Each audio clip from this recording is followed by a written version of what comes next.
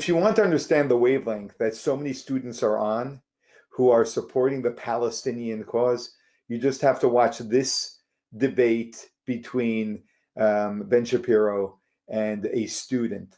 She doesn't understand the basics of the basics and doesn't have the beginning of the understanding of a simple word, which they're using all the time, which is genocide. Here, let's take a look at this together. Okay. Anybody who claims that there's a genocide going on in the Gaza Strip does not understand the definition of the word genocide. Don't tell me what's the definition of genocide. A systematic destruction of every member of a population. Is Israel a system? But no. Are they on their way to completing and fulfilling a genocide? No, there are two potentially, if they kept on going the same way that they're doing, could they completely eradicate the Gaza Strip? Israel has the military capacity to do that, and they have certainly not done that. And the reason I can say they have not done that is you know how long it would take them at the current rate to do that, especially given the fact that they are completely targeting terrorists. Mm-hmm. Are they completely targeting terrorists? Are children terrorists? Are the children the dead babies? Targeting the kids? Civilian collateral damage is not the same thing as targeting civilians. But is that not a byproduct of genocide? No, that is not. Genocide is where you systematically destroy a population specifically because you wish to kill the civilian population.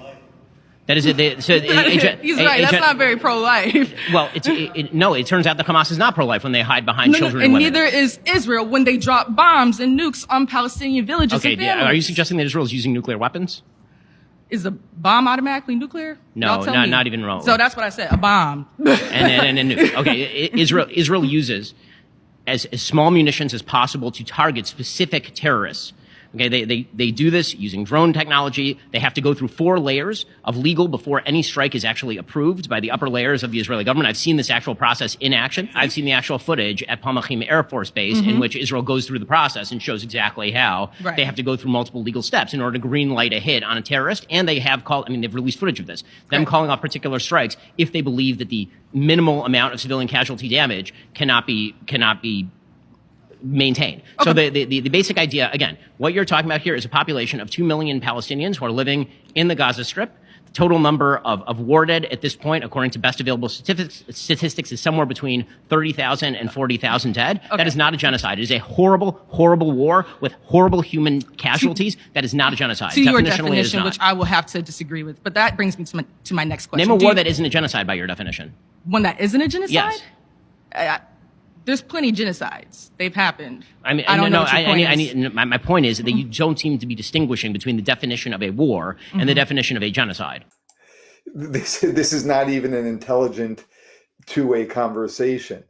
And here's the shocking thing, that this girl has the heightened arrogance to sit down with someone as intelligent as Ben Shapiro and talk about things that she absolutely is completely incompetent about talking about. She doesn't know the definition of a genocide. Ben Shapiro says systematic killing, and she confuses that with a system. Nukes, bombs, doesn't know the difference between a nuclear bomb and a bomb.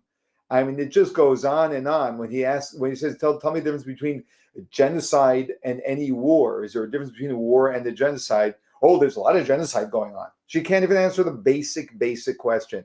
And this is actually what's going on. And this is actually a little bit of a problem going on in our society today. And that is that young people have been emboldened, and I will say have developed a level of arrogance where they don't know much about something, and yet they have the arrogance to assert with absolute assuredness that they do know. And that is a large part of what's leading to what we're seeing playing out on the college campuses. There is a loss of this humility. Now, there is a benefit, there's a beauty to a confidence that a young person has, and there is a beauty to the idealism that young people have, which sort of gets lost sometimes as people age. However, when that is not in any way controlled and is taken completely out of any form of context, like this girl, we're just completely not making any sense, and yet taking a strong stand about something, it leads to a very dangerous situation. And that is the danger that's playing out on college campuses today. And I'm not sure how to wake up these young people, because like Ben Shapiro is talking with her is making absolutely no progress. I almost wonder watching this why Ben Shapiro is having this conversation. Is there anything productive coming out of it? I don't see him making any headway with her. He can state all of the facts that he wants. He can give her the dictionary definition of genocide, and it really makes no difference. She's just totally not connecting. She's just has her propaganda mind and just going there. It's very, very sad to watch and see, actually.